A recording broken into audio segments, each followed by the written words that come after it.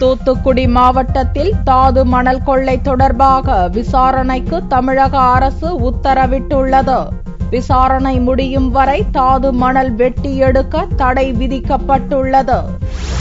மதுரை மாவட்ட கலெக்டராக இருந்த சகாயம் கிரானைட் கொள்ளை தொடர்பாக அரசுக்கு அளித்த அறிக்கை பெரும் பரபரப்பை ஏற்படுத்தியது.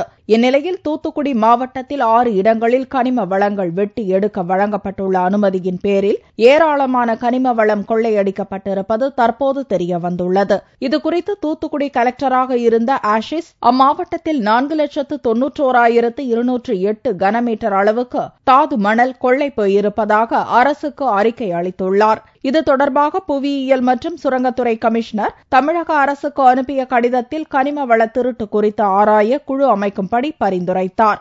இதன் அடிப்படையில் தமிழக வருவாய்த்துறை செயலாளர் ககன் தீப்சிங் பேடி தலைமையில் சிறப்பு விசாரணை குழுவை தமிழக அரசு அமைத்துள்ளது. இக்குழுவில் வருவாய், சுற்றுச்சூழல், சுரங்கம், வனத்துறை அதிகாரிகள் இடம்பெற்றுள்ளனர். தூத்துக்குடி மாவட்டத்தில் வைப்பாறு, வேம்பாறு பகுதிகளில் அதிக அளவில் இக்கொள்ளை நடந்துள்ளது. விதிமீறி தாது மணல் கொள்ளை போவதாக வைப்பாறு விஏஓ ஏற்கனவே போலீசில் புகார் தெரிவித்திருந்தார். இந்நிலையில் தமிழக அரசு அமைத்துள்ள விசாரணை குழு 1 மாதத்தில் அறிக்கை தர வேண்டும் என்றும் அதுவரை மணல் தாது எடுப்பதற்கு அனுமதிக்க கூடாது என்றும் தமிழக அரசு உத்தரவிட்டுள்ளது.